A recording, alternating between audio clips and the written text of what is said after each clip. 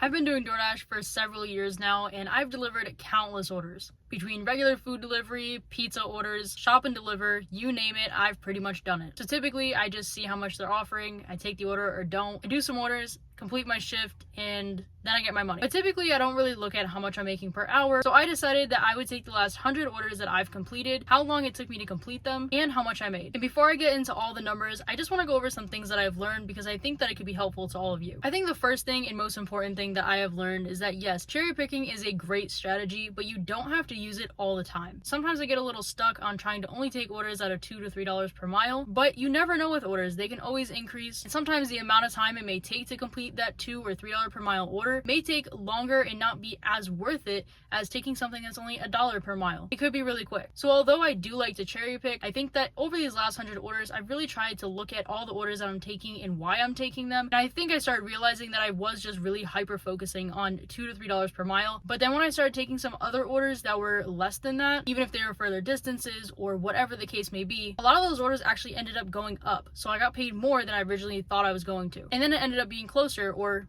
even more than $2 to $3 per mile. Another thing I've learned when taking orders is that DoorDash really likes to group together as many orders as possible with one dasher. So even though that first order I accept may not be that great, a lot of the time DoorDash tries to add on a second, sometimes even a third delivery with that order. And although the add-on orders may not be as great as the order you accepted, sometimes they can be better, but other times it's just really extra money that you weren't going to get otherwise if you didn't take the add-on. Of course, with the add-ons, I do still try to stick to the $2 to $3 per mile rule, but like I said, I've just really noticed that DoorDash likes to add on orders, so it's an extra reason to just be okay with taking something for less, because you never know, you might get an add-on order and it could just be really worth it. Another thing which I've recently posted about is shop and deliver orders. Lately, I've been doing a lot more of them, and because of that, DoorDash actually selected me to be a part of some shop and deliver program where you're prioritized above all other dashers regardless of their status. And if you want to find out more about that, you can check out my last video, but it's been really helpful. It's increased my earnings. Sometimes I like to just get out of the car and do a shop and deliver order, and on top of that, I'm usually pretty quick, so sometimes the amount of time it may take me to do a shop and deliver order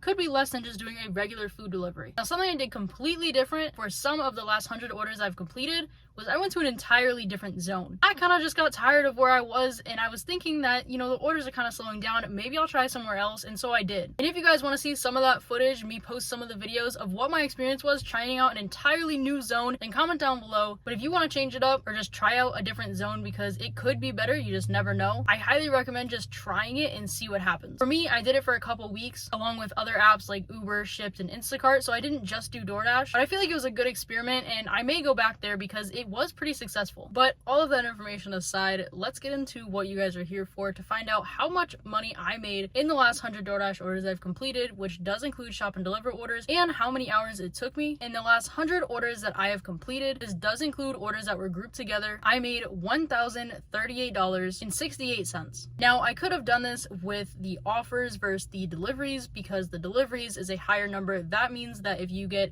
a double or triple or whatever amount of orders grouped together, those are counted as individual deliveries and not offers. So even though this was 100 deliveries, this was less offers, and so some of the orders, you know, could have been a non-tipping person with a tipping person, and so one of the orders could have been $10 and it got grouped with, you know, delivery that was right near it for only a few dollars more. So the number may have been a little bit higher if I switched it out for offers versus deliveries. Now the math is pretty simple with this one, but for the 100 orders and how much I made, it comes out to about $10.38 per order, which isn't too bad, only because I really do try to stick to $2 to $3 per mile. So although I'm not sure the exact number of miles, I didn't calculate that, I would say it was between 300 to 600 miles, if we're going to include the miles driving back to wherever I started from. But that's just a rough estimate. I don't have the exact number. And in terms of how long that took me, for active time, I worked about 32 hours and 15 minutes of active time. And if you don't know what active time is, that includes from the time you accept an order to the time you drop it off. Now, unfortunately, there wasn't really an accurate way for me to get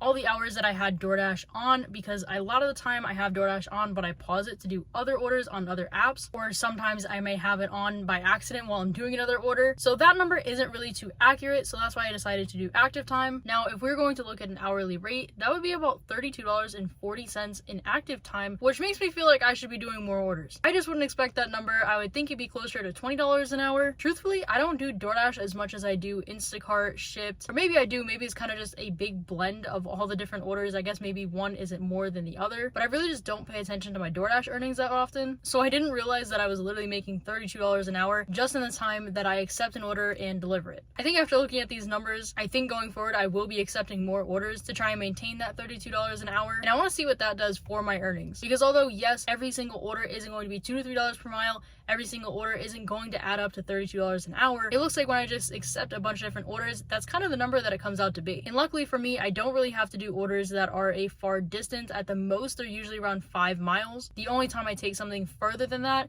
is when it's at least $2 per mile and I feel like there's a chance that the tip will increase. What I'm curious about though is what other people's numbers are. For those of you who are watching, I'm really curious if you guys added up your last 100 orders or any amount of orders, what your average would be, what your hourly rate would be. I feel like mine just might be really high, and I did double check my math.